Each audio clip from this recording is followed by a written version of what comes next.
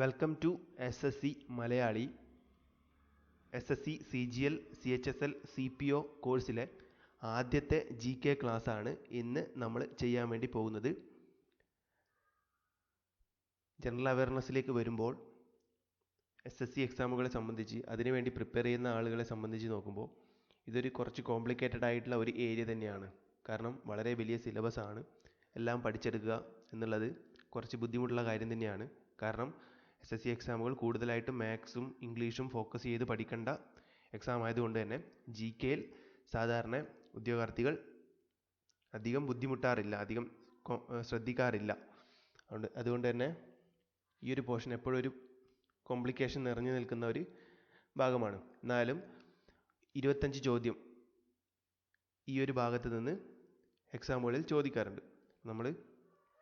നമ്മളാലാവുന്ന വിധം പരമാവധി കവർ ചെയ്യുന്ന രീതിയിലായിരിക്കും ഈ ഒരു കോഴ്സ് ഡിസൈൻ ചെയ്തിരിക്കുക.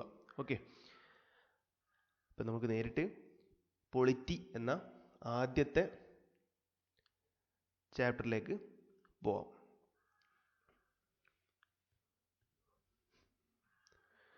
പൊളിറ്റി പഠിക്കുമ്പോൾ നമ്മൾ ശ്രദ്ധിക്കേണ്ടത് ആദ്യം ഹിസ്റ്റോറിക്കൽ ബാക്ക്ഗ്രൗണ്ട് എന്താണെന്ന് ജസ്റ്റ് ഒന്ന് അറിഞ്ഞിരിക്കണം. ഈ ഒരു ഭാഗത്ത് നിന്ന് ചോദ്യം ചോദിക്കണമെന്നൊന്നുമില്ല, പക്ഷേ എങ്ങനെയാണ് ഈ ഭരണഘടന രൂപം കൊണ്ടത്, അതിന് മുന്നിലുള്ള കാര്യങ്ങൾ എങ്ങനെയാണ്, ഇതൊക്കെ ഒന്ന് അറിഞ്ഞിരിക്കുന്നത് നല്ലതാണ്. അങ്ങനെയാകുമ്പോൾ നമുക്കൊരു കണ്ടിന്യൂറ്റി കിട്ടും. ജസ്റ്റ് ഒരു ടോപ്പിക് എടുത്ത് നേരിട്ട് അതിൽ പഠിക്കുന്നതിന് പകരം ഒരു കണ്ടിന്യൂഷൻ കിട്ടും. ഓക്കെ, നമുക്കറിയാം നമ്മുടെ നാട് ആദ്യം ഭരിച്ചിരുന്നത് ബ്രിട്ടീഷുകാരായിരുന്നു. പണ്ടല്ല, ഇപ്പം അതായത് 1600 ശേഷമൊക്കെ കൂടുതലായിട്ട് ബ്രിട്ടീഷുകാരുടെ കൺട്രോളിലായിരുന്നു. അപ്പം അതിനുശേഷം ബ്രിട്ടീഷുകാർ ഇന്ത്യയിൽ കുറേ നിയമങ്ങളൊക്കെ നടപ്പിലാക്കിയിട്ടുണ്ട്. ആ നിയമങ്ങളിൽ 2 പ്രധാനപ്പെട്ട നിയമങ്ങളാണ്, ഒന്ന് കമ്പനി റൂളും ഒന്ന് ക്രൗൺ റൂളും. അതായത് 1773 മുതൽ 1858 വരെ ഇന്ത്യയിൽ ഈസ്റ്റ് ഇന്ത്യ കമ്പനിയാണ് ബ്രിട്ടീഷ് പ്രൊവിൻസുകളൊക്കെ ഭരിച്ചിരുന്നത്. അപ്പം ആ സമയത്ത് ഈസ്റ്റ് ഇന്ത്യ കമ്പനി ഇന്ത്യയിൽ നടപ്പിലാക്കിയിട്ടുള്ള റൂൾസാണ് കമ്പനി റൂൾസ്. ഇതിൽ കുറേ നിയമങ്ങളുണ്ട്. ഓക്കെ, ആ ഒരു കാലയളവിനിടയിൽ നടപ്പിലാക്കിയ കുറേ റൂൾസ്, ഇത്രയേ ഉള്ളൂ. പിന്നെ 1857 റിവോൾട്ടിന് ശേഷം നമുക്കറിയാം 1858 മുതൽ ബ്രിട്ടീഷ് ക്വീനാണ് നേരിട്ട് ഇന്ത്യയിൽ ഭരിച്ചുകൊണ്ടിരുന്നത് അറിയാം. അപ്പം 1858 മുതൽ 1947 വരെയുള്ള കാലയളവിൽ ബ്രിട്ടീഷുകാർ നടപ്പിലാക്കിയിട്ടുള്ള റൂളാണ് ക്രൗൺ റൂൾ. ഓക്കെ, ആ 2 റൂളുകൾ ജസ്റ്റ് ഒന്ന് ഓർത്തിരിക്കുക. പിന്നെ ഇനി നമ്മൾ ഈ ഒരു കാലയളവിൽ, അതായത് ഭരണഘടന ഇന്ത്യക്ക് സ്വന്തമായ ഒരു ഭരണഘടന വേണം എന്ന് പറയാൻ തുടങ്ങിയത് മുതലുള്ള കാര്യങ്ങൾ നമുക്ക് പറഞ്ഞു പോകാം. ഓക്കെ, ആദ്യമായിട്ട് ഇന്ത്യക്ക് സ്വന്തമായിട്ടൊരു ഭരണഘടന വേണം എന്ന് പറഞ്ഞ ആളാണ് MN റോയ്. MN റോയ് 1934 ഇന്ത്യക്ക് സ്വന്തമായി ഒരു ഭരണഘടന വേണം എന്ന് അവകാശപ്പെട്ടത്. ഓക്കെ, 1935 ഇന്റർനാഷണൽ കോൺഗ്രസ് ഈ അവകാശവാദം അംഗീകരിക്കുകയായിരുന്നു. അവരും ഇന്ത്യക്ക് സ്വന്തമായി ഒരു ഭരണഘടന വേണം എന്ന ഒരു സ്റ്റാൻഡിൽ നിന്നു. ഓക്കെ, അതിനിടയിൽ തന്നെയാണ് 1935 തന്നെ ഗവൺമെൻറ് ഓഫ് ഇന്ത്യ ആക്ട് എന്ന ഒരു നിയമം ബ്രിട്ടീഷുകാർ ഇന്ത്യയിൽ നടപ്പിലാക്കിയത്. ആ ഒരു ആക്ട് വളരെ ഇമ്പോർട്ടൻ്റ് ആണ് നമ്മളെ ഭരണഘടനയെ സംബന്ധിച്ചിടത്തോളം. കാരണം നമ്മളെ ഭരണഘടനയിലെ ഇപ്പോഴുള്ള ഭരണഘടനയിലെ കുറേ കാര്യങ്ങൾ ഉള്ളത് ഈ ഗവൺമെൻറ് ഓഫ് ഇന്ത്യ ആക്ട് പ്രകാരമുള്ളത് തന്നെയാണ്. Okay, 1935 government of India act important ആണ്. അത് നമുക്ക് അതിൽ നിന്ന് ഏതൊക്കെ കാര്യങ്ങളാണ് നമ്മളെ ഇപ്പോഴത്തെ ഭരണഘടനയിൽ ഉള്ളത് എന്നൊക്കെ നമുക്ക് മുന്നോട്ടുള്ള ഭാഗങ്ങളിൽ പഠിക്കാം. ഓക്കെ, പിന്നെ 1935 ഗവൺമെൻറ് ഓഫ് ഇന്ത്യ ആക്ട് കഴിഞ്ഞു. അതിനുശേഷം ഇന്ത്യയിൽ കുറേ പ്രശ്നങ്ങളൊക്കെ ഉണ്ടായി. ക്വിറ്റ് ഇന്ത്യ സമരവും കാര്യങ്ങളൊക്കെ നടന്നു. അതൊക്കെ നമുക്ക് ഹിസ്റ്ററി ഭാഗത്ത് പഠിച്ചു വരേണ്ടതാണ്. പിന്നെ 1936 ആയ സമയത്ത് ഇന്ത്യയിൽ കുറേ പ്രശ്നങ്ങളും കാര്യങ്ങളൊക്കെ നടന്നപ്പോൾ 1946 ബ്രിട്ടീഷുകാർ ഇന്ത്യയിലേക്ക് ഒരു 3 അംഗ ക്യാബിനറ്റ് മിഷനെ അയച്ചു. 3 അംഗങ്ങൾ അടങ്ങിയ ഒരു ക്യാബിനറ്റ് മിഷൻ അയച്ചു. 1946 ഇന്ത്യയിൽ അവരെത്തി. അതിനുശേഷം അവർ ഇന്ത്യയിലെ പ്രമുഖ ലീഡേഴ്സുമായിട്ട് സംസാരിച്ച് തീരുമാനമെടുത്തു, ഒരു ക്യാബിനറ്റ് മിഷൻ പ്ലാൻ പുറത്തെടുക്കാമെന്ന്. അങ്ങനെ അവർ ക്യാബിനറ്റ് മിഷൻ പ്ലാൻ പുറത്തിറക്കി. ക്യാബിനറ്റ് മിഷൻ പ്ലാൻ എന്താണ് എന്ന് പറഞ്ഞാൽ കോൺസ്റ്റിറ്റ്യൂവൻ്റ് അസംബ്ലി ഇന്ത്യയിൽ രൂപീകരിക്കുക എന്നുള്ളതായിരുന്നു. കോൺസ്റ്റിറ്റ്യൂവൻ്റ് അസംബ്ലി രൂപീകരിക്കാൻ വേണ്ടിയാണ് അവർ തീരുമാനിച്ചത്. ഓക്കെ, ക്യാബിനറ്റ് മിഷൻ പ്ലാൻ പ്രകാരം. അത് പ്രകാരം കോൺസ്റ്റിറ്റ്യൂവൻ്റ് അസംബ്ലിയിൽ 389 മെമ്പേഴ്സാണ് ഉള്ളത് എന്ന് അവർ തീരുമാനിച്ചു. 389 മെമ്പേഴ്സുള്ള കോൺസ്റ്റിറ്റ്യൂവൻ്റ് അസംബ്ലി ക്യാബിനറ്റ് മിഷൻ നിർമ്മിച്ചു. ഇപ്പോൾ ഈ 389 മെമ്പേഴ്സിൽ 296 മെമ്പേഴ്സും ബ്രിട്ടീഷ് പ്രൊവിൻസുകളിൽ നിന്ന് ഉള്ളതായിരുന്നു. ബാക്കിയുള്ള 93 മെമ്പേഴ്സ് പ്രിൻസ്ലി സ്റ്റേറ്റ്സിൽ നിന്നുള്ളതായിരുന്നു. ഓക്കെ, അപ്പം അതിനുശേഷം ഇങ്ങനെ കോൺസ്റ്റിറ്റ്യൂവൻ്റ് അസംബ്ലി രൂപീകരിച്ചു. എലക്ഷൻ നടന്നു. ആദ്യമായിട്ട് എലക്ഷൻ നടന്നു 1946. ആ എലക്ഷനിൽ ഇൻ്റർനാഷണൽ കോൺഗ്രസ് വിജയിച്ചു. മുസ്ലിം ലീഗായിരുന്നു പ്രധാന പ്രതിപക്ഷ പാർട്ടി, അല്ലെങ്കിൽ സെക്കൻഡ് സ്ഥാനമുണ്ടായിരുന്നത് മുസ്ലിം ലീഗിലായിരുന്നു. ഓക്കെ, 1946 ഡിസംബർ 9 കോൺസ്റ്റിറ്റ്യൂവൻ്റ് അസംബ്ലി രൂപീകരിച്ചു. അതിൻ്റെ എലക്ഷൻ നടന്നതിന് ശേഷം ആദ്യത്തെ മീറ്റിംഗ് നടന്നു. ഈ കോൺസ്റ്റിറ്റ്യൂവൻ്റ് അസംബ്ലി എലക്ഷനിൽ വിജയിച്ച് വന്നിട്ടുള്ള ആൾക്കാരൊക്കെ ചേർന്നിട്ട് 1946 ഡിസംബർ 9 ഇമ്പോർട്ടൻ്റ് ഡേറ്റ് ആണ്, ആദ്യ മീറ്റിംഗ് നടന്നു. വളരെ ഇമ്പോർട്ടൻ്റ് ആയിട്ടുള്ള ഡേറ്റ് ആണ് കേട്ടോ. ആ മീറ്റിങ്ങിൽ താൽക്കാലിക പ്രസിഡൻ്റായിട്ട് സച്ചിദാനന്ദ സിൻഹയെ നിയോഗിച്ചു. താൽക്കാലിക പ്രസിഡന്റ്,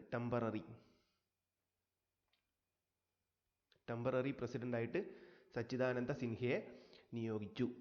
ഓക്കെ, ഈ മീറ്റിങ്ങിൻ്റെ പ്രത്യേകത എന്ന് വെച്ചാൽ ഇന്ത്യൻ മുസ്ലിം ലീഗ് ഈ കോൺസ്റ്റിറ്റ്യൂവൻ്റ് അസംബ്ലിയിൽ നിന്ന്, അല്ലെങ്കിൽ ഈ ആദ്യത്തെ മീറ്റിംഗ് അവർ ബഹിഷ്കരിക്കുകയായിരുന്നു ഉണ്ടായിരുന്നത്. കാരണം അവർ പറഞ്ഞത്, ആ സമയം മുതലേ അവർ പറയുന്നത് അവർക്ക് സ്വന്തമായിട്ട് വേറൊരു രാജ്യം തന്നെ വേണം എന്നാണ് അവർ വാദിച്ചിരുന്നത്.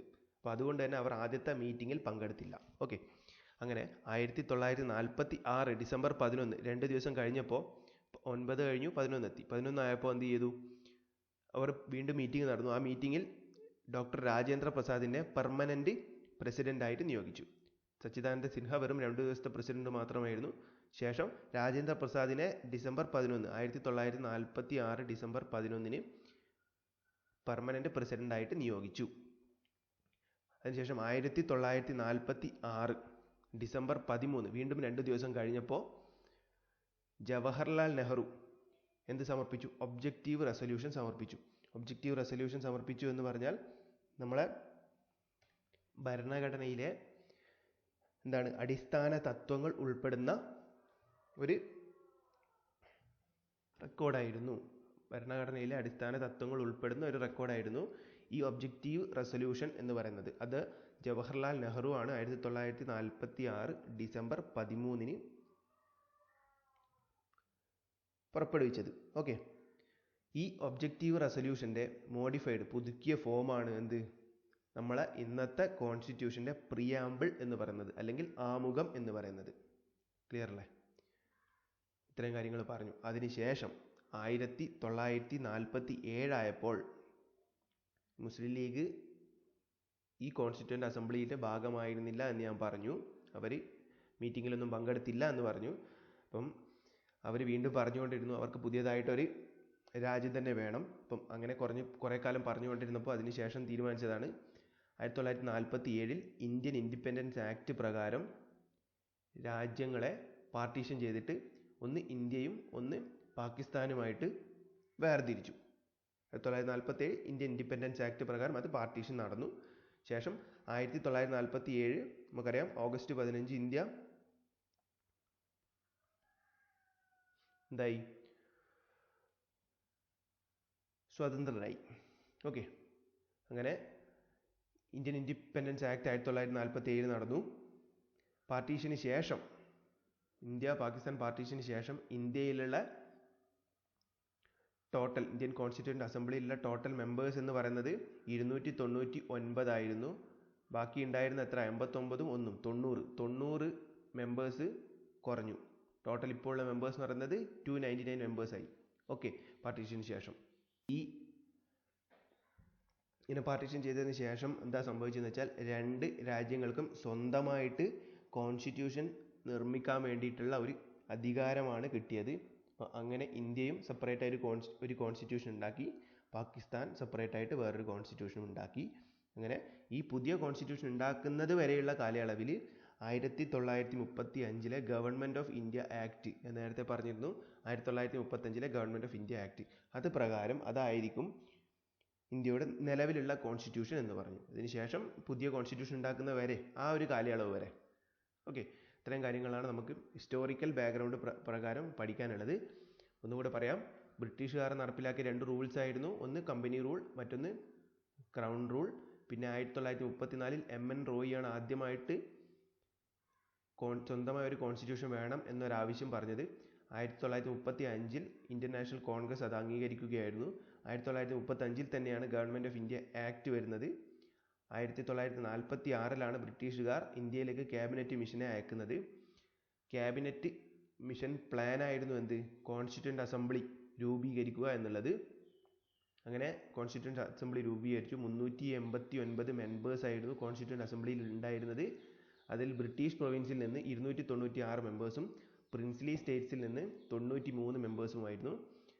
1946 ഡിസംബർ 9 ഇലക്ഷന് ശേഷം ഒരു മീറ്റിംഗ് നടന്നു. അതിൽ മുസ്ലിം ലീഗ് പങ്കെടുത്തില്ല.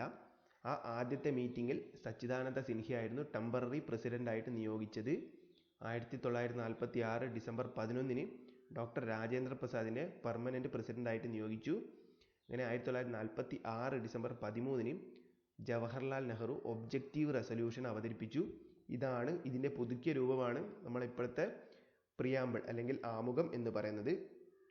1947 ഇന്ത്യ പാകിസ്ഥാൻ പാർട്ടീഷൻ നടന്നതും ഇന്ത്യൻ ഇൻഡിപെൻഡൻസ് ആക്ട് പ്രകാരം ഇന്ത്യക്ക് സ്വാതന്ത്ര്യം കിട്ടുന്നതും. അങ്ങനെ സ്വാതന്ത്ര്യം കിട്ടിയതിന് ശേഷം ഇന്ത്യയിലുള്ള കോൺസ്റ്റിറ്റ്യൂവൻ്റ് അസംബ്ലിയിലെ മെമ്പേഴ്സിൻ്റെ എണ്ണം എന്ന് പറയുന്നത് 299 കുറഞ്ഞു. അപ്പം അതിനുശേഷം ബ്രിട്ടീഷുകാർ പറഞ്ഞു ഈ 2 രാജ്യങ്ങളും പാർട്ടീഷൻ ആയല്ലോ, അപ്പോൾ അതിനുശേഷം പുതിയതായിട്ട് കോൺസ്റ്റിറ്റ്യൂഷൻ ഉണ്ടാക്കുന്നത് വരെയുള്ള കാലയളവിൽ 1935 government of India act follow ചെയ്യാൻ വേണ്ടി പറഞ്ഞു.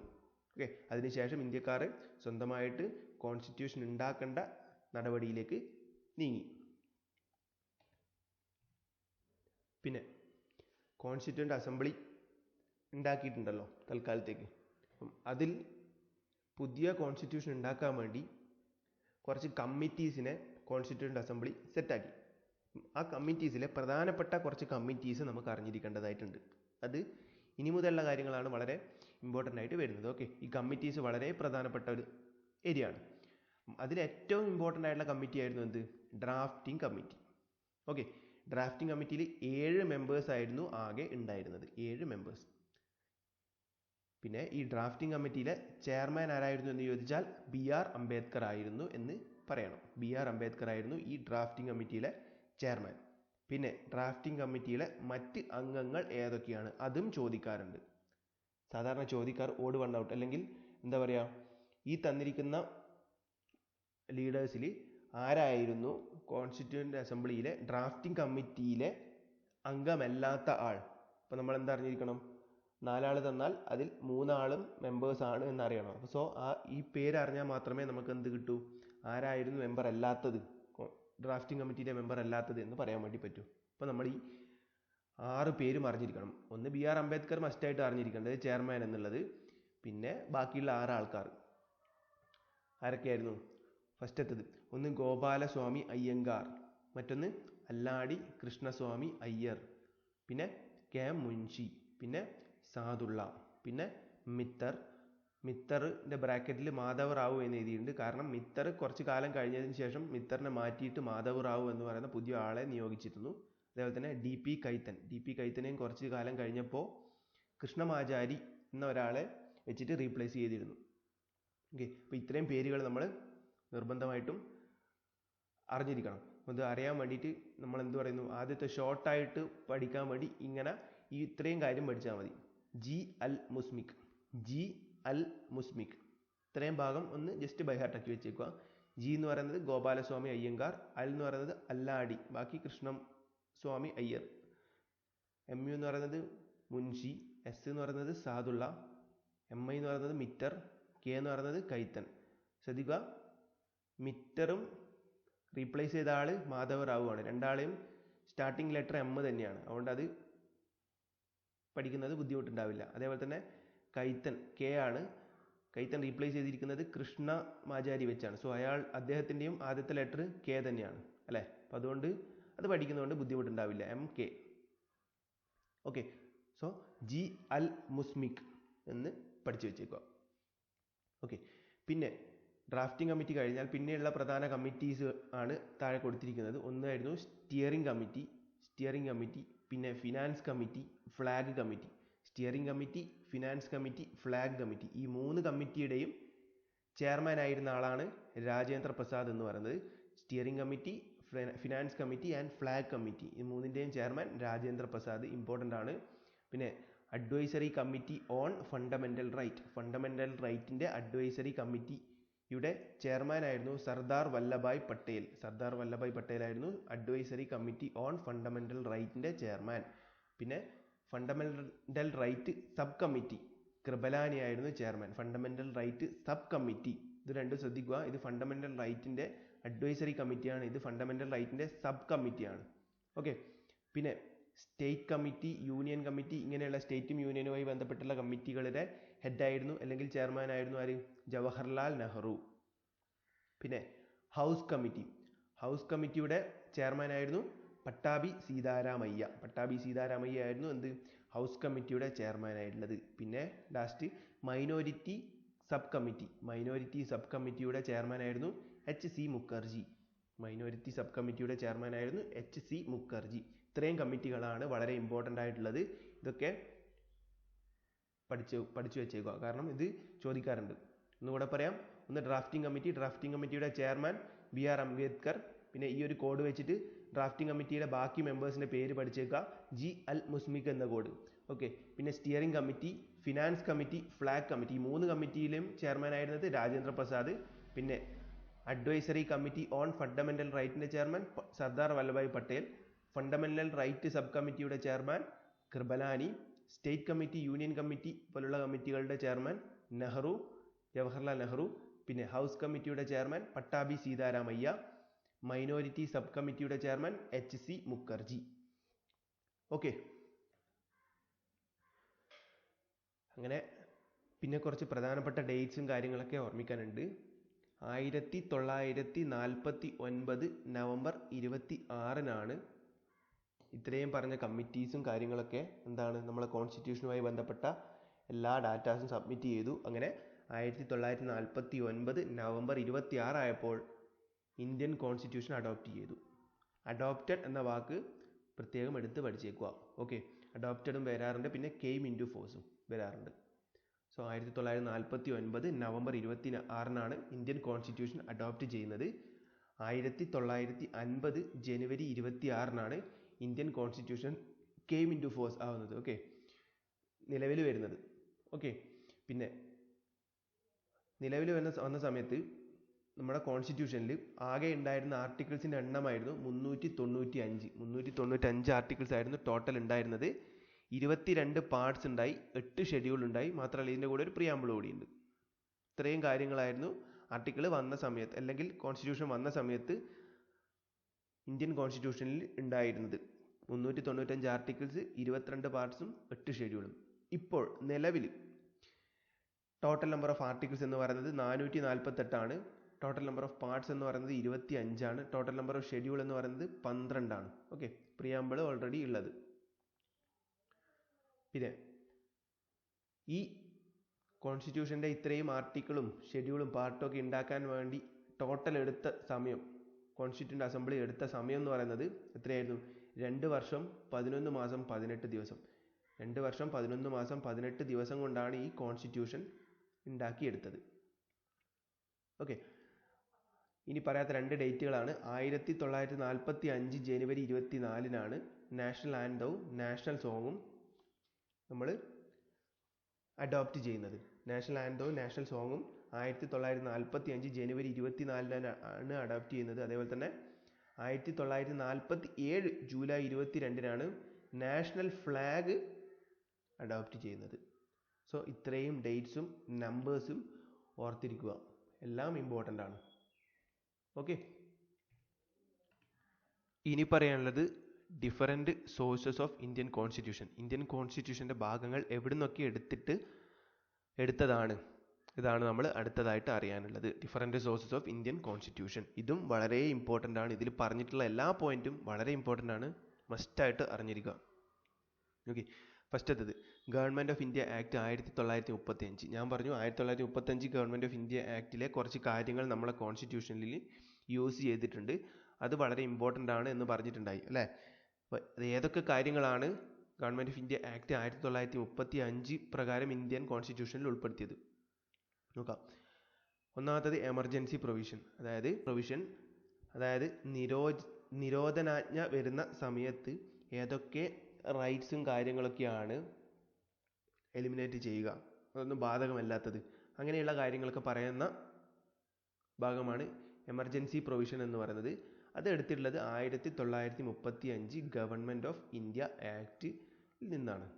ഓക്കെ, പിന്നെയുള്ളത് പബ്ലിക് സർവീസ് കമ്മീഷൻ പ്രകാരം ഗവൺമെൻറ് ബ്യൂറോക്രാറ്റ്സ് ആയിട്ട് ആരെയൊക്കെ സെലക്ട് ചെയ്യുന്നു, ഇതുമായി ബന്ധപ്പെട്ട കാര്യങ്ങളാണല്ലോ പബ്ലിക് സർവീസ് കമ്മീഷൻ ചെയ്യുന്നത്. അപ്പം പബ്ലിക് സർവീസ് കമ്മീഷൻ എന്ന് പറയുന്ന കോൺസെപ്റ്റ് എടുത്തിട്ടുള്ളത് ഗവൺമെൻറ് ഓഫ് ഇന്ത്യ ആക്ട് 1935 പ്രകാരമാണ്.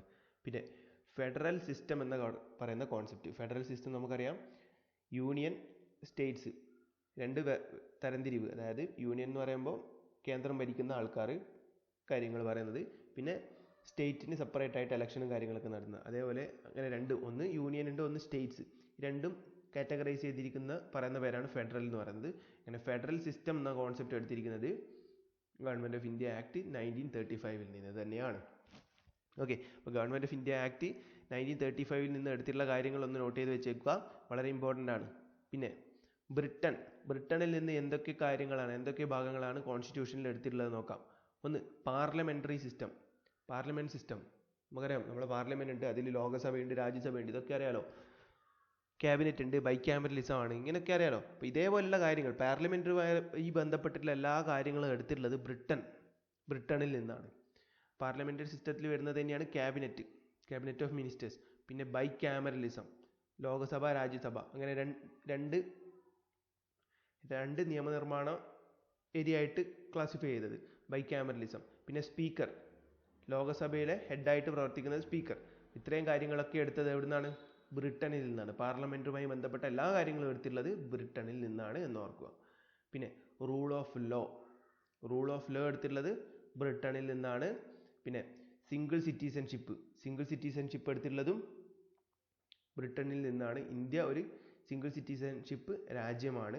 ആ ഒരു ആശയം എടുത്തിട്ടുള്ളത് ബ്രിട്ടനിൽ നിന്ന് തന്നെയാണ്. പിന്നെ ഇക്വാലിറ്റി ബിഫോർ ലോ, നിയമത്തിന് മുന്നിലുള്ള എല്ലാവരുടെയും തുല്യത, അതെടുത്തിട്ടുള്ളതും ബ്രിട്ടനിൽ നിന്ന് തന്നെയാണ്.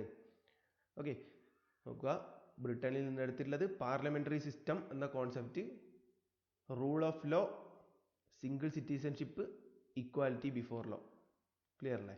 ഇനി USA, United States of America, അവിടെ നിന്ന് എടുത്തിട്ടുള്ള ഏതൊക്കെയാണ്? ഫണ്ടമെൻ്റൽ റൈറ്റ്സ്, വളരെ ഇമ്പോർട്ടൻ്റ് ആയിട്ടുള്ളതാണ് കേട്ടോ, അധികവും ചോദിച്ചു കണ്ടിട്ടുള്ളതാണ്. ഫണ്ടമെൻ്റൽ റൈറ്റ്സ് ഏത് രാജ്യത്തിൽ നിന്ന് എടുത്തിട്ടുള്ള കോൺസ്റ്റിറ്റ്യൂഷൻ്റെ ഭാഗമാണ് എന്ന് ചോദിച്ചാൽ USA എന്ന് പറയാൻ വേണ്ടി പറ്റണം. പിന്നെ സുപ്രീം കോർട്ട്, ഞാൻ പറഞ്ഞു ബ്രിട്ടനിൽ നിന്ന് എടുത്തതാണ് പാർലമെൻ്ററി സിസ്റ്റം, പക്ഷേ സുപ്രീം കോർട്ട് എന്ന് പറയുന്ന കോൺസെപ്റ്റ് എടുത്തിട്ടുള്ളത് USA നിന്നാണ്. സുപ്രീം കോർട്ടിൽ നടക്കുന്ന ഒരു കാര്യമാണ് ജുഡീഷ്യൽ റിവ്യൂ. പാർലമെൻറ്റിൽ ഏതെങ്കിലും ഒരു നിയമം പാസ്സായി വരികയാണെങ്കിൽ അതുമായി ബന്ധപ്പെട്ടിട്ടുള്ള റിവ്യൂ നടത്തുന്നത് എന്ന് പറയുന്ന പേരാണ് ജുഡീഷ്യൽ റിവ്യൂ. അത് എടുത്തിട്ടുള്ളത് USA നിന്നാണ്, സുപ്രീം കോർട്ടിൽ തന്നെ വരുന്ന ഒരു കാര്യമാണ്. ഓക്കെ, പിന്നെ പ്രിയാമ്പിൾ, ആമുഖം, ഇന്ത്യൻ കോൺസ്റ്റിറ്റ്യൂഷൻ്റെ ആമുഖം, പ്രിയാമ്പിൾ എടുത്തിട്ടുള്ളത് എവിടെ നിന്നാണ്? USA നിന്നാണ്. ഓക്കെ, പിന്നെ Ireland, directive principles of state policy, ഇത് നമ്മളെ കോൺസ്റ്റിറ്റ്യൂഷൻ്റെ 4ാമത്തെ പാർട്ടിൽ വരുന്ന ഭാഗമാണ്. Directive principles of state policy, അത് എടുത്തിട്ടുള്ളത് അയർലാൻഡിൽ നിന്നാണ്. ഇത് അതേപോലെ തന്നെ പഠിച്ചു വെച്ചേക്കും, ഇതും വളരെ ഇമ്പോർട്ടൻ്റ് ആണ്. Directive principles of state policy ഏത് രാജ്യത്തിൽ നിന്ന് എടുത്തതാണ്? അയർലാൻഡ്. പിന്നെ nomination of members to Rajya Sabha, നമുക്കറിയാം നമ്മളെ രാജ്യസഭയിൽ എലക്റ്റഡ് മെമ്പേഴ്സിനെ കൂടാതെ കുറച്ച് മെമ്പേഴ്സിനെ പ്രസിഡന്റ് നോമിനേറ്റ് ചെയ്യാറുണ്ട്. 12 മെമ്പേഴ്സിനെ രാജ്യസഭയിലേക്ക് നോമിനേറ്റ് ചെയ്യാറുണ്ട്. അപ്പം ഈ നോമിനേറ്റ് ചെയ്യുന്ന കോൺസെപ്റ്റ് എടുത്തിട്ടുള്ളത് അയർലാൻഡിൽ നിന്നാണ്. അയർലൻഡിൽ നിന്നാണ് nomination of members to Rajya Sabha എന്ന കോൺസെപ്റ്റ് എടുത്തിട്ടുള്ളത്. പിന്നെ method of election of president, പ്രസിഡന്റിനെ തെരഞ്ഞെടുക്കുന്ന രീതിയും അയർലൻഡ് എന്ന രാജ്യത്തിൽ നിന്നാണ് നമ്മളെ കോൺസ്റ്റിറ്റ്യൂഷനിലേക്ക് എടുത്തിട്ടുള്ളത്. ഒന്നുകൂടി ഓടിച്ചു പറയുകയാണെങ്കിൽ ഗവൺമെൻറ് ഓഫ് ഇന്ത്യ ആക്ട് 1935 നിന്ന് കോൺസ്റ്റിറ്റ്യൂഷനിലേക്ക് ഉൾപ്പെടുത്തിയിട്ടുള്ള ഭാഗങ്ങളാണ്: ഒന്ന് എമർജൻസി പ്രൊവിഷൻ, നിരോധനാജ്ഞ സംബന്ധമായിട്ടുള്ള കാര്യങ്ങൾ, പിന്നെ പബ്ലിക് സർവീസ് കമ്മീഷൻ, പിന്നെ ഫെഡറൽ സിസ്റ്റം. ഈ മൂന്നെണ്ണമാണ് ഇമ്പോർട്ടൻ്റ്. ഇതിൽ കൂടുതൽ കാര്യങ്ങളുണ്ട്, പക്ഷേ ഈ മൂന്നെണ്ണമാണ് പ്രാധാന്യം ഏറിയത്. ഓക്കെ. പിന്നെ ബ്രിട്ടനിൽ നിന്ന് കോൺസ്റ്റിറ്റ്യൂഷനിലേക്ക് എടുത്തിട്ടുള്ള കാര്യങ്ങളാണ്: ഒന്ന് പാർലമെൻ്ററി സിസ്റ്റം, അതിൽ തന്നെ വരുന്നത് ക്യാബിനറ്റ്, ബൈക്യാമറലിസം, സ്പീക്കർ, ഇത്രയും കാര്യങ്ങൾ. പിന്നെ റൂൾ ഓഫ് ലോ, നിയമവാഴ്ച, സിംഗിൾ സിറ്റിസൺഷിപ്പ്, പിന്നെ ഇക്വാലിറ്റി ബിഫോർ ലോ. ബ്രിട്ടനിൽ നിന്ന് എടുത്തിട്ടുള്ള കാര്യങ്ങളാണ് parliamentary system, rule of law, single citizenship, equality before law. പിന്നെ USA നിന്ന് എടുത്തിട്ടുള്ള കോൺസ്റ്റിറ്റ്യൂഷനിലെ ഭാഗങ്ങളാണ് ഫണ്ടമെൻ്റൽ റൈറ്റ്സ്, സുപ്രീം കോർട്ടുമായി ബന്ധപ്പെട്ട judicial review, preamble. United States of അമേരിക്കയിൽ നിന്ന് എടുത്തിട്ടുള്ള ഭാഗങ്ങളാണ് fundamental rights, supreme court, preamble. ലാസ്റ്റത്തത് അയർലൻഡിൽ നിന്ന് എടുത്തിട്ടുള്ളതാണ് directive principles of state policy,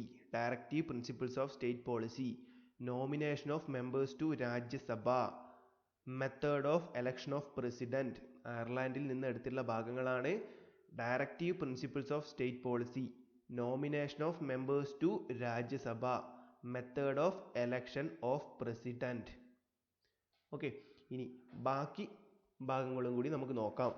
Canada എന്ന രാജ്യത്തിൽ നിന്ന് നമ്മുടെ കോൺസ്റ്റിറ്റ്യൂഷനിലേക്ക് എടുത്തിട്ടുള്ള ഭാഗങ്ങളാണ്: ഒന്ന് ഫെഡറേഷൻ വിത്ത് സ്ട്രോങ് സെൻറ്റർ. ഞാൻ പറഞ്ഞു കോൺസ്റ്റിറ്റ്യൂഷൻ രണ്ട് ഇതുണ്ട്: ഒന്ന് യൂണിയൻ ഉണ്ട്, സ്റ്റേറ്റ് ഉണ്ട്. യൂണിയൻ അല്ലെങ്കിൽ സെൻട്രൽ ഗവൺമെൻറ് എന്നല്ല പറയാം. അപ്പം ഈ സെൻട്രൽ ഗവൺമെൻറ് ആണ് കൂടുതൽ പവർ ഉള്ളത്, അല്ലേ? അപ്പോൾ ഈ federation with central government and state government, federation with strong centre എന്ന് പറയുന്നത് എന്ന കോൺസെപ്റ്റ് എടുത്തിട്ടുള്ളത് കാനഡയിൽ നിന്നാണ്. ഞാൻ പറഞ്ഞു ഫെഡറേഷൻ എന്ന കോൺസെപ്റ്റ്, ഫെഡറൽ സിസ്റ്റം എന്ന് പറയുന്ന concept 1935 government of India act ആണ്.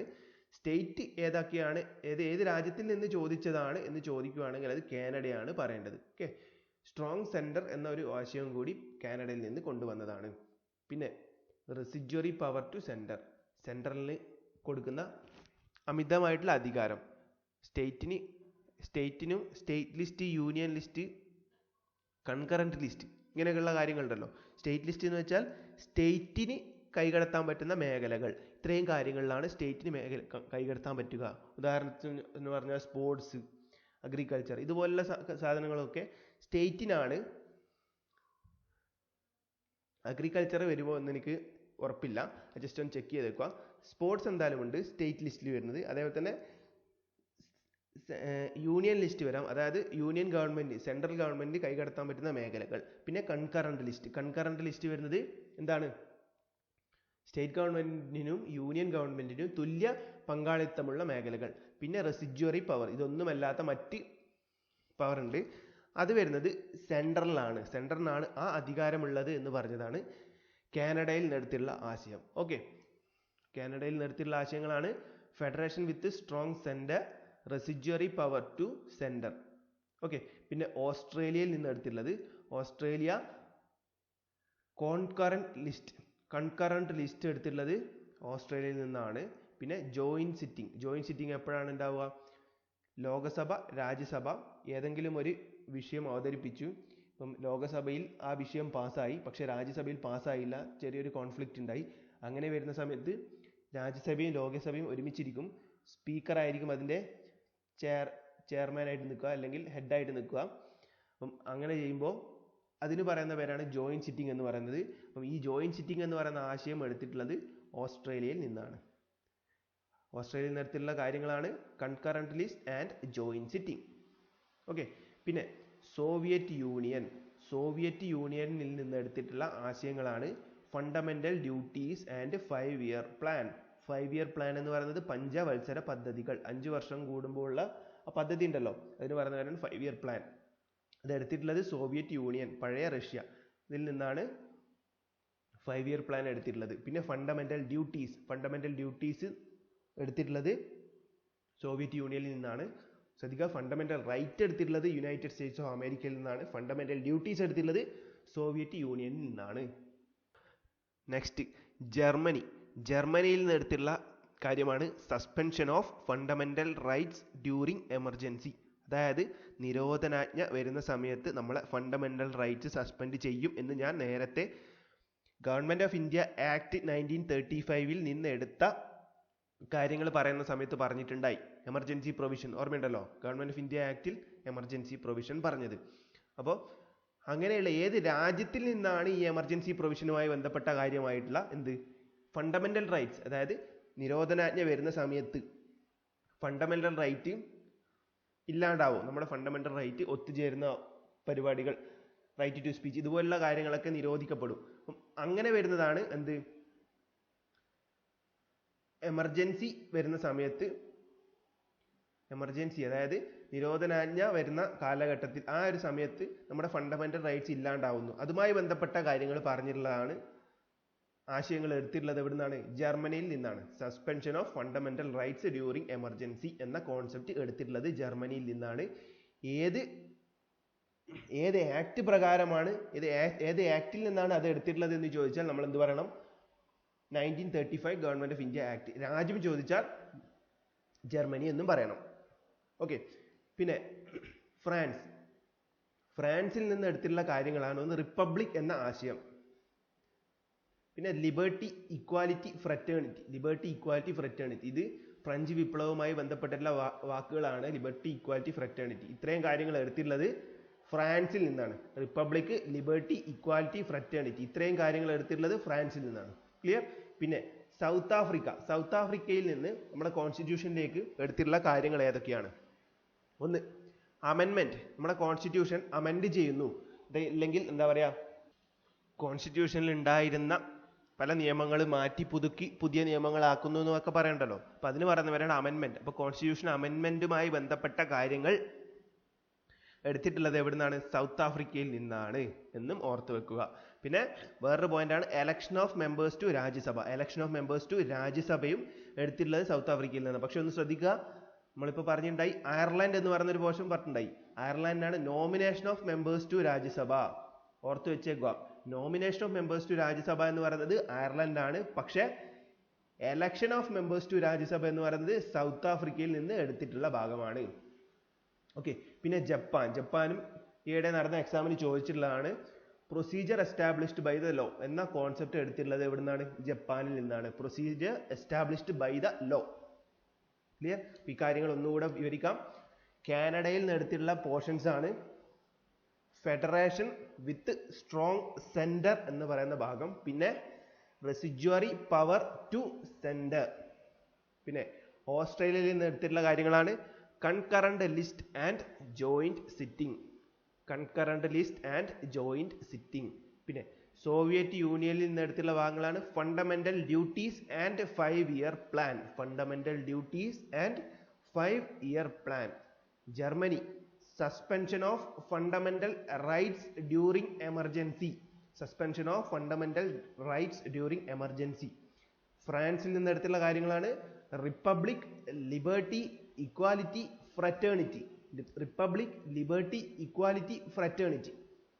സൗത്ത് ആഫ്രിക്കയിൽ നിന്ന് എടുത്തുള്ള ഭാഗങ്ങളാണ് അമെൻമെന്റ് of the constitution, election of members to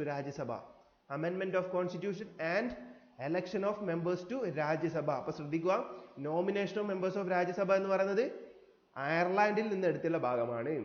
അതേപോലെ തന്നെ സോവിയറ്റ് യൂണിയൻ പഠിക്കുമ്പോൾ ശ്രദ്ധിക്കുക, ഫണ്ടമെന്റൽ ഡ്യൂട്ടീസ് ആണ് സോവിയറ്റ് യൂണിയൻ, പക്ഷെ ഫണ്ടമെന്റൽ റൈറ്റ്സ് വന്നിട്ടുള്ളത് USA നിന്നാണ്. പിന്നെ ജപ്പാനിൽ നിന്ന് എടുത്തുള്ളതാണ് procedure established by law. Clear അല്ലേ? ഇത്രയും കാര്യങ്ങളാണ് നമുക്ക് സോഴ്സസ് ഓഫ് കോൺസ്റ്റിറ്റ്യൂഷൻ, നമ്മളെ കോൺസ്റ്റിറ്റ്യൂഷൻ ഏതൊക്കെ രാജ്യങ്ങളിൽ നിന്ന് അല്ലെങ്കിൽ ഏതൊക്കെ ആക്ടുകളിൽ നിന്ന് എടുത്തിട്ടുള്ള ഭാഗങ്ങളാണ് എന്ന് പറയാനുള്ളത്. ഓക്കെ. ഇനി ഇതാണ് നമ്മുടെ പ്രിയാമ്പിൾ എന്ന് പറയുന്നത്. പ്രിയാമ്പിളിന്റെ ആർക്കിടെക്ട് എന്ന് പറയുന്ന ആരായിരുന്നു? ജവഹർലാൽ നെഹ്റു ആയിരുന്നു. ഞാൻ പറഞ്ഞിട്ടുണ്ടായി 1946 ഡിസംബർ 13 ഒബ്ജക്റ്റീവ് റെസൊല്യൂഷൻ അവതരിപ്പിച്ചതാരായിരുന്നു? ജവഹർലാൽ നെഹ്റു ആയിരുന്നു.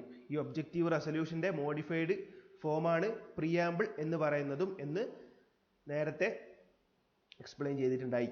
ഓക്കെ, അപ്പൊ ഇതാണ് നമ്മുടെ പ്രിയാമ്പിൾ എന്ന് അറിഞ്ഞിരിക്കുക. We the people of India എന്ന ഒരു അങ്ങനെയാണ് സ്റ്റാർട്ട് ചെയ്യുന്നത്. We the people of India, ഇങ്ങനെയാണ് നമ്മുടെ കോൺസ്റ്റിറ്റ്യൂഷനിലെ അല്ലെങ്കിൽ നമ്മുടെ പ്രിയാമ്പിൾ സ്റ്റാർട്ട് ചെയ്യുന്നത് എന്ന് ഓർമ്മിച്ച് വെക്കുക. പിന്നെ ഈ പ്രിയാമ്പിളിൽ ഉൾപ്പെടുത്തിയിട്ടുള്ള ഭാഗങ്ങൾ അല്ലെങ്കിൽ ടേംസ് ഏതൊക്കെയാണെന്ന് ചിലപ്പോൾ ചോദിക്കാറുണ്ട്. നോക്കുക, ഒന്ന് sovereign, socialist, secular, democratic, republic. Sovereign, socialist, secular, democratic, republic. ഈ 5 വാക്കുകളാണ് കോൺസ്റ്റിറ്റ്യൂഷനിൽ ഉള്ളത്. ഓക്കെ, ഇതിന്റെ ഓർഡറും ഒന്ന് പഠിച്ചു വെക്കുകയാണെങ്കിൽ നല്ലതായിരിക്കും. Sovereign, socialist, secular, SSSDR, socialist, sovereign, socialist, secular, democratic, republic. Okay, പിന്നെയുള്ളത് നമ്മൾ ഈ കോൺസ്റ്റിറ്റ്യൂഷനിൽ വേറെ ഒന്ന് ശ്രദ്ധിക്കേണ്ട ഒരു കാര്യമാണ്. ഈ കോൺസ്റ്റിറ്റ്യൂഷനിൽ അല്ലെങ്കിൽ ഈ പ്രിയാമ്പിളിൽ മെൻഷൻ ചെയ്തിരിക്കുന്ന ഏക ഡേറ്റ് ഏതാണ് എന്ന് ചിലപ്പോൾ ചോദിക്കും. പ്രിയാമ്പിളിൽ മെൻഷൻ ചെയ്തിട്ടുള്ള ഏക ഡേറ്റ് ഏതാണ് എന്ന് ചോദിക്കാറുണ്ട്. നമ്മളത് ആലോചിച്ച് വെച്ചേക്കുക. അത് അല്ലെങ്കിൽ നമ്മളെ കോൺസ്റ്റിറ്റ്യൂഷൻ അഡോപ്റ്റ് ചെയ്യുന്ന ആ ഡേറ്റ് ആണ് പ്രിയാമ്പിളിൽ മെൻഷൻ ചെയ്തിട്ടുള്ളത്. അതായത് 1949 നവംബർ 26 നവംബർ 1949. ഇതാണ് നമ്മുടെ പ്രിയാമ്പിളിൽ മെൻഷൻ ചെയ്തിട്ടുള്ള ഏക ഡേറ്റ്. അതും ഒന്ന് ഓർത്ത് വെച്ചേക്കുക. പിന്നെ ബാക്കി പ്രിയാമ്പിളുമായി ബന്ധപ്പെട്ട കാര്യങ്ങൾ എന്തൊക്കെയാണെന്ന് നമുക്ക് നോക്കാം. ഒന്ന്, ഓൺലി ഡേറ്റ് ഇൻ പ്രിയാമ്പിൾ. ഇപ്പൊ പറഞ്ഞ കാര്യം 1949 നവംബർ 26. ഓക്കെ, പിന്നെ heart and soul of Indian constitution. Heart and soul of Indian constitution ഏതാണ് എന്ന് ചിലപ്പോൾ ചോദിക്കാറുണ്ട്. ഇന്ത്യൻ കോൺസ്റ്റിറ്റ്യൂഷന്റെ ഹാർട്ട് ആൻഡ് സോൾ ഏതാണെന്ന് ചോദിക്കാറുണ്ട്. ചോദിച്ചാൽ പറയണം പ്രിയാമ്പിൾ ആണ് ഇന്ത്യൻ കോൺസ്റ്റിറ്റ്യൂഷന്റെ ഹാർട്ട് ആൻഡ് സോൾ എന്ന് പറയുന്നത്. Heart and soul of Indian constitution എന്ന് പറയുന്നത് പ്രിയാമ്പിൾ ആണ്. പിന്നെ ജവഹർലാൽ നെഹ്റു ആണ് പ്രിയാമ്പിളിന്റെ ആർക്കിടെക്ട് എന്ന് പറയുന്നത്. ജവഹർലാൽ നെഹ്റു ആണ് ആർക്കിടെക്ട് ഓഫ് ദ പ്രിയാമ്പിൾ. അടുത്തത്, പ്രിയാമ്പിൾ അമെൻഡഡ് ഇൻ 1976. അതായത് നമ്മളെ പ്രിയാമ്പിള് ഒരൊറ്റ തവണ മാത്രമേ, ചരിത്രത്തിൽ ഒറ്റ തവണ മാത്രമേ പ്രിയാമ്പിൾ അമെൻഡ് ചെയ്തിട്ടുള്ളൂ. അതായത് തിരുത്തൽ വരുത്തിയിട്ടുള്ളൂ. ഒരൊറ്റ തവണ മാത്രമേ പ്രിയാമ്പിൾ തിരുത്തൽ വരുത്തിയിട്ടുള്ളൂ. അത് 1976 42ാമത്തെ അമെൻമെന്റിലൂടെയായിരുന്നു ആ തിരുത്തൽ വരുത്തിയത്. ഓക്കെ, എന്തൊക്കെയാണ് തിരുത്തൽ വരുത്തിയത് അല്ലെങ്കിൽ തിരുത്തൽ വരുത്തുമ്പോൾ ഉൾപ്പെടുത്തിയ പുതിയ വാക്കുകൾ ഏതൊക്കെയാണ് എന്നും ചോദിക്കാറുണ്ട്. അതാണ് ഒന്ന് സോഷ്യലിസ്റ്റ്, മറ്റൊന്ന് സെക്യുലാർ, മറ്റൊന്ന് ഇന്റഗ്രിറ്റി. നോക്കൂ, സോഷ്യലിസ്റ്റ്, സെക്യുലാർ, ഈ 2 വേർഡും ഇവിടെ തന്നെ ഉണ്ട്. പിന്നെ ഉള്ളത് ഇന്റഗ്രിറ്റി. ഈ 3 വാക്കുകളാണ് പുതിയതായിട്ട് അല്ലെങ്കിൽ 42ാമത്തെ അമെൻമെന്റ് 1976 42ാമത്തെ അമെൻമെന്റിലൂടെ ഉൾപ്പെടുത്തിയിട്ടുള്ള പുതിയ വാക്കുകൾ എന്ന് പറയുന്നത് ഈ പറയുന്ന 3 വാക്കുകളാണ്. ഒന്ന് സോഷ്യലിസ്റ്റ്, സെക്യുലാർ, പിന്നെ ഇന്റഗ്രിറ്റി. 3 വാക്കുകൾ. ഓക്കെ, ആ ഡേറ്റ് ഓർമ്മിച്ച് വെക്കുക. 1976 42ാമത്തെ അമെൻമെന്റ് വളരെ ഇമ്പോർട്ടന്റ് ആയിട്ടുള്ള പോയിന്റ് ആണ്. 1976 42ാമത്തെ അമെൻമെന്റ്. ഈ 3 വാക്കുകൾ വളരെ ഇമ്പോർട്ടന്റ് ആണ് കേട്ടോ. ഓക്കെ, ഇത്രയും കാര്യങ്ങൾ നമ്മൾ നോക്കി. പിന്നെ പ്രിയാമ്പിളിനെ ഓരോ ആൾക്കാർ പലതരത്തിലാണ് വിശേഷിപ്പിച്ചിട്ടുണ്ടായത്. ഇതിപ്പോ സ്വാഭാവികമായിട്ട് അങ്ങനെയാണല്ലോ. എന്തൊക്കെ ഒരു കാര്യം നടന്നാൽ അതിനെ പലരും പല രീതിയിൽ പറയുമല്ലോ. അപ്പൊ അങ്ങനെ പ്രധാനപ്പെട്ട ലീഡേഴ്സ് പറഞ്ഞിട്ടുള്ള കാര്യങ്ങൾ അല്ലെങ്കിൽ പ്രധാനപ്പെട്ട സെയിങ്സ് ഒക്കെ ഇവിടെ പറയാൻ വേണ്ടി പോകുന്നത്. നോക്കൂ, ഒന്നാമത് പൊളിറ്റിക്കൽ ഹോറോസ്കോപ്പ് എന്ന് പ്രിയാമ്പിളിനെ വിളിച്ചതാരാണ്? പൊളിറ്റിക്കൽ ഹോറോസ്കോപ്പ് എന്ന് പ്രിയാമ്പിളിനെ വിളിച്ച ആളാണ് KM മുൻഷി. ഇയാളെ പേര് തന്നെ ഒരു മുൻഷി, ഒരു ജ്യോത്സ്യൻ എന്ന രീതിയിൽ ഓർമ്മിച്ചാൽ മതി. അപ്പോൾ horoscope, political horoscope, KM Munshi. പിന്നെ ഐഡന്റിറ്റി കാർഡ് എന്ന് വിളിച്ചതാരാണ്? അതായത് പ്രിയാമ്പിളിനെ ഐഡന്റിറ്റി കാർഡ് എന്ന് വിളിച്ച ആളാണ് NA പൽക്കിവാല. പേരുമായി ലിങ്ക് ചെയ്തിട്ട് നിങ്ങൾ എങ്ങനെയാണോ ഓർക്കാൻ പറ്റുക ആ രീതിയിൽ ഓർക്കുന്നതായിരിക്കും ഏറ്റവും ബെസ്റ്റ്. ഐഡന്റിറ്റി കാർഡ് എന്ന് പ്രിയാമ്പിളിനെ വിളിച്ച ആളാണ് NA പൽക്കിവാല. പിന്നെ ഈ ഇനീഷ്യൽ ഒന്നും വേണമെന്നില്ല കേട്ടോ. പൽക്കിവാല അത്രമാത്രം മതി. ഇവിടെ മുൻഷി, ഇത് മാത്രം മതിയാവും. പിന്നെ കീ ടു ദ കോൺസ്റ്റിറ്റ്യൂഷൻ എന്ത്? നമ്മുടെ പ്രിയാമ്പിളിനെ വിളിച്ച ആളാണ് ഏണസ്റ്റ് ബാർക്കർ. Ernest Barker. ബാർക്കറിനെ നിങ്ങൾ ഈ ഒരു രീതിയിൽ ഉപയോഗിച്ചാൽ മതി. ബാർക്കറിനെ ബാങ്കർ എന്ന രീതിയിൽ ഓർമ്മിക്കുകയാണെങ്കിൽ, ബാങ്കിൽ എന്താണ്, ബാങ്കിൽ ഒരു ലോക്കറിൽ കീ വെച്ച് തുറന്നു, ബാങ്കർ കീ, അതായത് Barker key to the constitution എന്ന് പറയുന്നത് അങ്ങനെ പ്രിയാമ്പിളിനെ വിശേഷിപ്പിച്ചത് ആരാണെന്ന് ചോദിച്ചാൽ ഏണസ്റ്റ് ബാർക്കർ എന്ന് പറയണം. ക്ലിയർ? പിന്നെ heart and soul of Indian constitution. Heart and soul of Indian constitution നമ്മൾ നേരത്തെ പറഞ്ഞതാണ്. Heart and soul of Indian constitution എന്ന് പറയുന്നത് പ്രിയാമ്പിൾ ആണ് എന്ന് പറഞ്ഞു. Heart and soul of Indian constitution എന്ന് വിശേഷിപ്പിച്ചതാരാണ്? താക്കൂർ ദാസ് ആണ്. പിന്നെ സോൾ ഓഫ് ഇന്ത്യൻ കോൺസ്റ്റിറ്റ്യൂഷൻ എന്ന് വിശേഷിപ്പിച്ചതാണ് നെഹ്റു ആണ് പ്രിയാമ്പിളിന്റെ ആർക്കിടെക്ട് എന്ന് പറയുന്നത്. ആ പ്രിയാമ്പിളിനെ സോൾ ഓഫ് ഇന്ത്യൻ കോൺസ്റ്റിറ്റ്യൂഷൻ എന്ന് വിശേഷിപ്പിച്ചതും നെഹ്റു തന്നെയാണ്, Jawaharlal Nehru.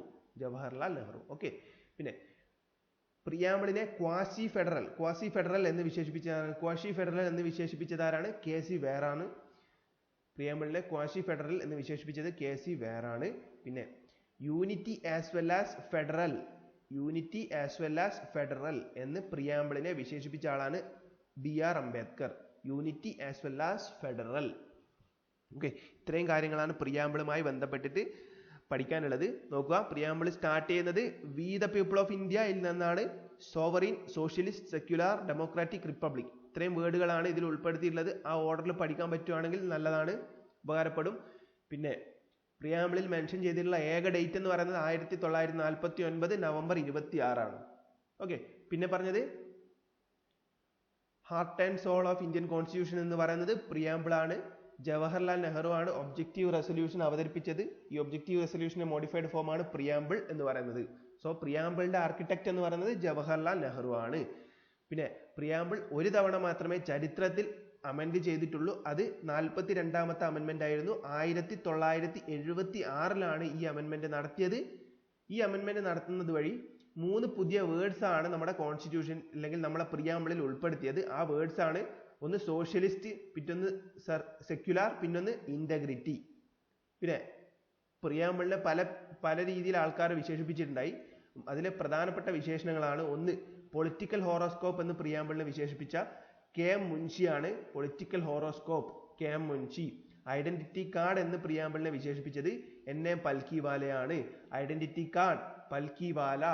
Key to the constitution എന്ന് പ്രിയാമ്പിളിനെ വിശേഷിപ്പിച്ചത് ഏണസ്റ്റ് ബാർക്കർ ആണ്. Key to the constitution Ernest Barker. Key banker എന്ന് ഓർമ്മിച്ചാൽ മതി. പിന്നെ heart and soul of the constitution എന്ന് വിശേഷിപ്പിച്ചത് താക്കൂർ ദാസ് ആണ്. ഹാർട്ട് ആൻഡ് സോൾ വിശേഷിപ്പിച്ചത് താക്കൂർ ദാസ്. പിന്നെ സോൾ ഓഫ് ഇന്ത്യൻ കോൺസ്റ്റിറ്റ്യൂഷൻ വിശേഷിപ്പിച്ചത് Nehru. Soul of constitution Nehru. Quasi federal എന്ന് വിശേഷിപ്പിച്ചത് K C. Wheare. Quasi federal K C. Wheare. Unity as well as federal എന്ന് വിശേഷിപ്പിച്ചത് അംബേദ്കർ ആണ്. Unity as well as federal, Ambedkar. ഇത്രയും വിശേഷണങ്ങളാണ് പഠിച്ചിരിക്കേണ്ടത്. ഇനിയും വിശേഷണങ്ങൾ ഉണ്ട്, അതൊന്നും ഉൾപ്പെടുത്തിയിട്ടില്ല. പ്രധാനപ്പെട്ട കാര്യങ്ങൾ മാത്രമേ ഇവിടെ ഉൾപ്പെടുത്തിയിട്ടുള്ളൂ. ഓക്കെ. സോ ഇത്രയും കാര്യങ്ങളാണ് ഇന്നത്തെ ക്ലാസ്സിൽ പൊളിറ്റിയുമായി ബന്ധപ്പെട്ടിട്ട് പറഞ്ഞിട്ടുള്ളത്. ഇപ്പൊ അടുത്ത ക്ലാസ്സിൽ നമ്മൾ എന്ത് ചെയ്യും? പ്രധാനപ്പെട്ട ആർട്ടിക്കിളിൽ വരുന്ന ഓരോ ടേംസും കാര്യങ്ങളും ഒക്കെ നമുക്ക് ഡിസ്കസ് ചെയ്ത് പോകാം. ഓക്കെ. സോ ഇത്രയും നേരം ഈ ക്ലാസ് കണ്ടതിന് എല്ലാവർക്കും thank you. Keep watching, supporting SSC Malayali.